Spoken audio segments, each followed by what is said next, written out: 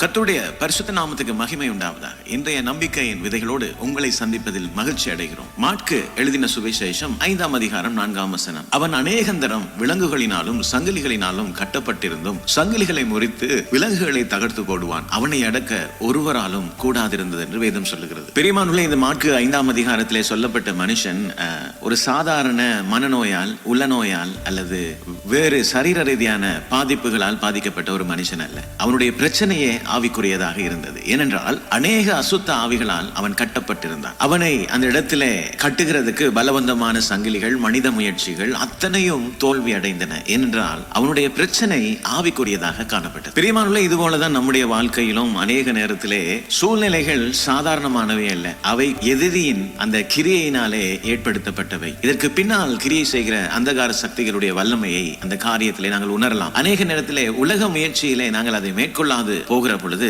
உணர வேண்டிய ஒரு காரியம், இந்த பிரச்சனை ஆவிக்குரியது என்பது. வாழ்க்கையிலே அநேக சூழ்நிலைகளிலே கட்டப்பட்ட சூழ்நிலைகளை பார்க்கிறீர்களா? சில காரியங்களை எவ்வளவுதான் முயற்சி செய்தும் மேற்கொள்ள முடியாது நீங்கள் யோசித்துக் கொண்டிருக்கிறீர்களா? பிரியமானவர்களே, தேவனுடைய வார்த்தை எல்லா சங்கிலிகளையும் முறிக்கிறதுக்கான வல்லமை உள்ளது. பிரியமானவர்களே, கர்த்தருடைய வார்த்தையை கொண்டு உங்கள் வாழ்க்கையை மறுரூபப்படுத்துங்கள்.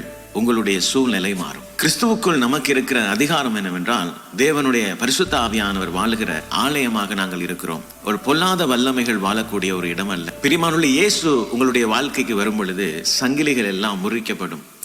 தேவன் உங்களை விடுவிக்கிறவராயிருக்கிறார். என்று உங்களுடைய வாழ்க்கையின் தேவை இயேசு. கர்த்தர் தாமே இந்த வசனங்களோடு உங்களை ஆசீர்வதிப்பாராக. தொடர்ந்தும் பைபிள் மரத்தின் வேத தியான பகுதிகளோடு இணைந்து கர்த்தருடைய ஆசீர்வாதத்தை பெற்றுக்கொள்ளுங்கள். கிறிஸ்துவை பற்றிக்கொள்ளுங்கள். சங்கிலிகளை முறித்தெறியுங்கள். கர்த்தர் தாமே உங்களோடு கூட இருக்கிறார். God bless you.